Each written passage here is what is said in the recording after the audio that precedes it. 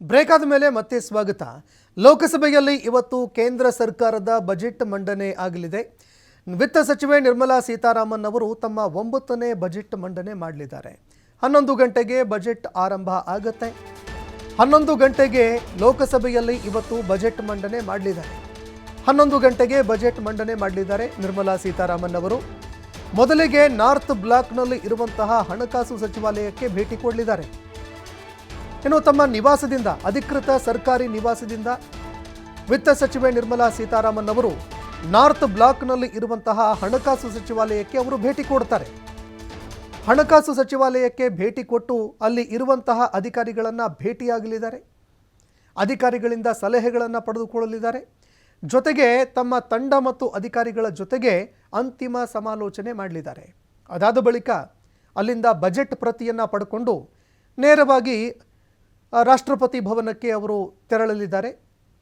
ರಾಷ್ಟ್ರಪತಿ ಭವನಕ್ಕೆ ತೆರಳಿ ಬಜೆಟ್ ಮಂಡನೆ ಮಾಡೋದಕ್ಕೆ ರಾಷ್ಟ್ರಪತಿಗಳಿಂದ ಅವರು ಒಪ್ಪಿಗೆ ಪಡೆಯಲಿದ್ದಾರೆ. ರಾಷ್ಟ್ರಪತಿಯವರಿಂದ ಒಪ್ಪಿಗೆಯನ್ನು ಪಡೆದುಕೊಳ್ಳಲಿರುವಂತಹ ವಿತ್ತ ಸಚಿವೆ ನಿರ್ಮಲಾ ಸೀತಾರಾಮನ್ ಅವರು ರಾಷ್ಟ್ರಪತಿ ದ್ರೌಪದಿ ಮುರ್ಮು ಅವರನ್ನು ಭೇಟಿಯಾಗಲಿದ್ದಾರೆ. ಅದಾದ ಬಳಿಕ ಸಂಸತ್ ಭವನಕ್ಕೆ ಆಗಮಿಸ್ತಾರೆ. ಅಲ್ಲಿಂದ ರಾಷ್ಟ್ರಪತಿ ದ್ರೌಪದಿ ಮುರ್ಮು ಅವರಿಂದ ಬಜೆಟ್ ಮಂಡನೆ ಮಾಡೋದಕ್ಕೆ ಒಪ್ಪಿಗೆ ಪಡ್ಕೊಂಡ ನಂತರ ಅಲ್ಲಿಂದ ಅವರು ಸಂಸತ್ತು ಭವನಕ್ಕೆ ಆಗಮಿಸಲಿದ್ದಾರೆ.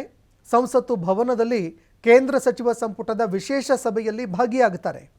ಅಲ್ಲಿ ಸಂಪುಟ ಸಭೆಯಲ್ಲಿ ಬಜೆಟ್ಗೆ ಅಧಿಕೃತವಾಗಿ ಅನುಮೋದನೆ ಸಿಗತ್ತೆ. ಅದಾದ ಬಳಿಕ ಟ್ಯಾಬ್ಲೆಟ್ ಹಿಡ್ಕೊಂಡು ಸಂಸತ್ತಿನ ಆವರಣದಲ್ಲಿ ಕ್ಯಾಮರಾಗೆ ಪೋಸ್ ಕೂಡ ಕೊಡಲಿದ್ದಾರೆ. ಕೆಂಪು ಬಣ್ಣದ ಕವರ್ನಲ್ಲಿ ಇರುವಂತಹ ಟ್ಯಾಬ್ಲೆಟ್ ಹಿಡ್ಕೊಂಡು ಕ್ಯಾಮರಾಗೆ ಪೋಸ್ ಕೊಡ್ತಾರೆ. ಅದಾದ ಬಳಿಕ 11 ಗಂಟೆಗೆ ಲೋಕಸಭೆಯಲ್ಲಿ ಬಜೆಟ್ ಮಂಡನೆ ಭಾಷಣ ಆರಂಭ ಆಗುತ್ತೆ. ಇನ್ನು ಇವತ್ತಿನ ಬಜೆಟ್ನಲ್ಲಿ ಇರುವಂತಹ ನಿರೀಕ್ಷೆಗಳು ಏನು ಹಾಗಾದರೆ? ಜನಧನ ಅಕೌಂಟ್ ಹೊಂದಿರುವಂತಹ ಮಹಿಳೆಯರಿಗೆ ಸಾಲ ಸೌಲಭ್ಯ ನೀಡುವಂತಹ ಸಾಧ್ಯತೆ ಇದೆ. ಮಹಿಳೆಯರಿಗೆ ಇನ್ಶೂರೆನ್ಸ್ ಯೋಜನೆ ಜಾರಿ ಮಾಡುವ ಸಾಧ್ಯತೆ ಇದೆ.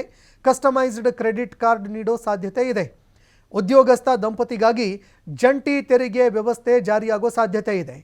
PMIS ಯೋಜನೆ ಅಡಿಯಲ್ಲಿ ಯುವ ಉದ್ಯೋಗಾಕಾಂಕ್ಷಿಗಳಿಗೆ ಸ್ಟೈಫಂಡ್ ಏರಿಕೆ ಮಾಡೋ ಸಾಧ್ಯತೆ ಇದೆ.